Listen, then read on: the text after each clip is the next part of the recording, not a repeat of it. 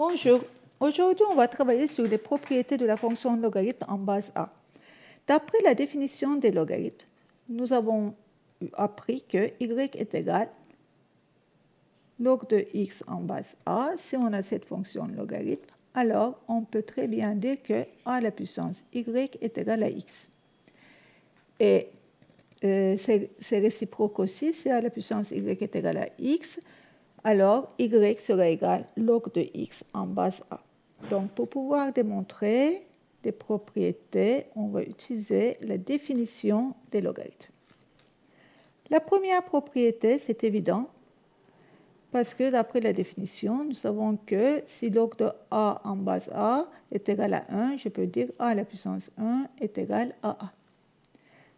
La deuxième propriété, log de 1 en base A est égal à 0, car nous savons que A à la puissance 0 est égal à 1.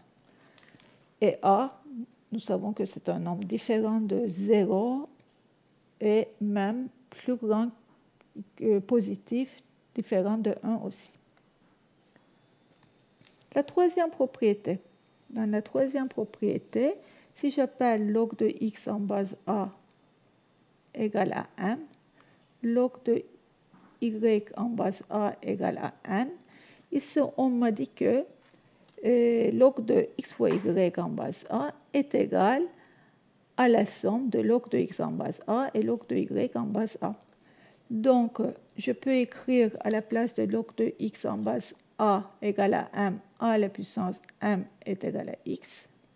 À la place de log de y en base A est égal à n, a à la puissance n est égal à y. On demande le produit de x fois y.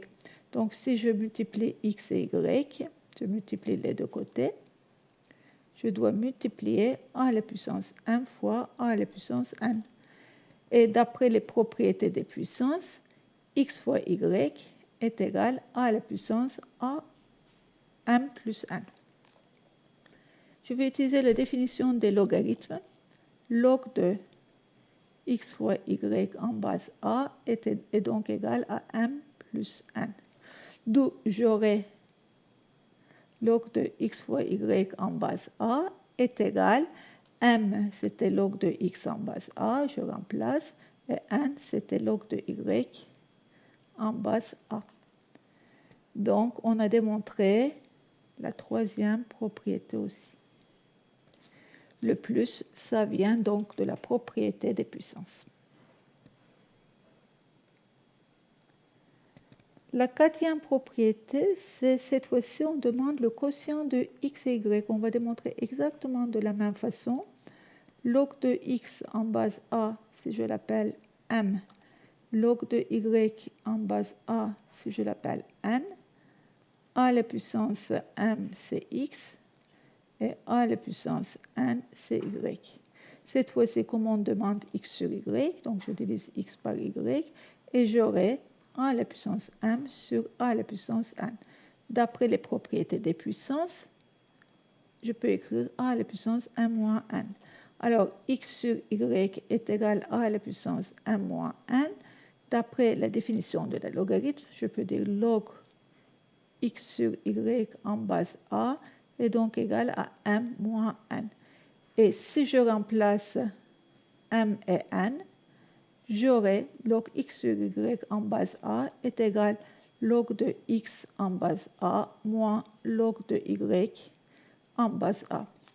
Donc, on a démontré la quatrième propriété aussi. On arrive à la cinquième propriété. La cinquième propriété, c'est une conséquence de la quatrième propriété. Donc, ici, j'ai 1 sur x, log de 1 sur x. Donc, d'après ce que j'ai appris à la quatrième propriété, je peux très bien écrire log de 1 en base a moins log de x en base a. Et log de 1 en base a, j'avais vu dans la deuxième propriété que c'était égal à 0. Donc, je peux dire que log de 1 sur x en base a est égal à 0 moins, donc le 0 je n'écris pas, moins log de x en base a. Donc, on a aussi démontré la cinquième propriété qui est une conséquence de la quatrième propriété. On arrive à la propriété suivante, la sixième propriété. Log de x à la puissance m en base a. Si je l'appelle y, vous allez voir que le m, qui est l'exposant de x, peut passer devant sous forme de multiplication. Parce que je peux très bien dire que ça, c'est exactement la même chose que a à la puissance y est égal à x à la puissance m. Si je veux laisser x tout seul, je divise les exposants par m. X est donc égal à la puissance y sur m. Et si j'écris à nouveau sous forme de logarithme de x en base a est égal à y sur m. Donc, je multiplie les deux côtés par m.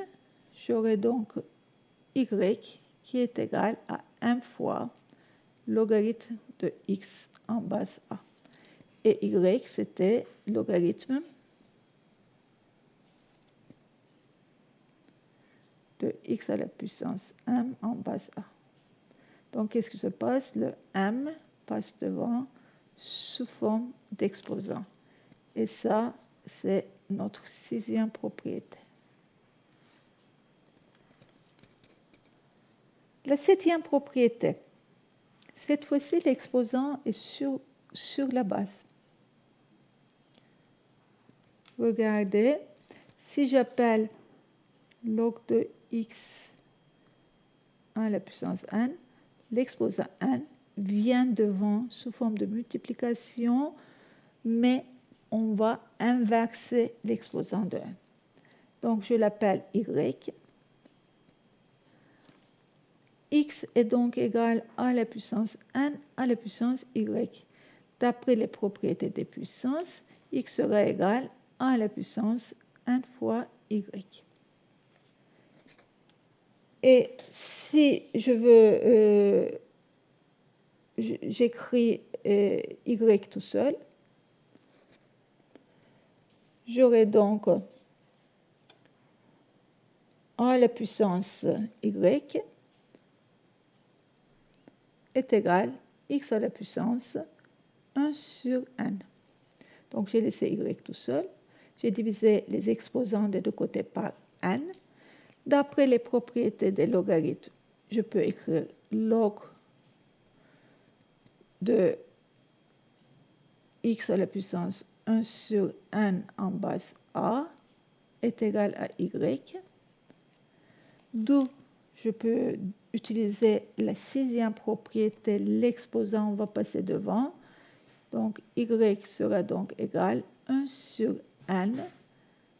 L'exposant passe devant log de x en base a. Et je vous rappelle que y, c'était logarithme de x en base a à la puissance n.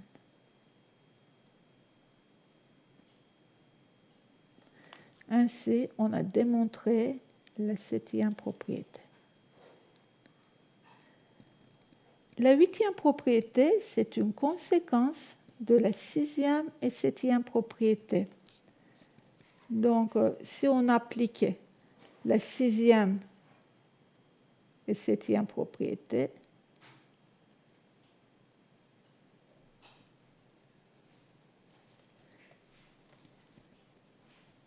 donc d'après la sixième et la septième propriété, logarithme de x à la puissance m en base a à la puissance n, j'aurai donc le m qui va passer devant sous forme de multiplication, le n qui va passer devant, mais cette fois-ci sous forme de multiplication, mais en inversant. Donc, j'aurai m sur n log de x en base a. On a vu les 8 premières propriétés sur les logarithmes. Et toutes ces propriétés, on pourrait les utiliser dans les exercices de base. Au revoir.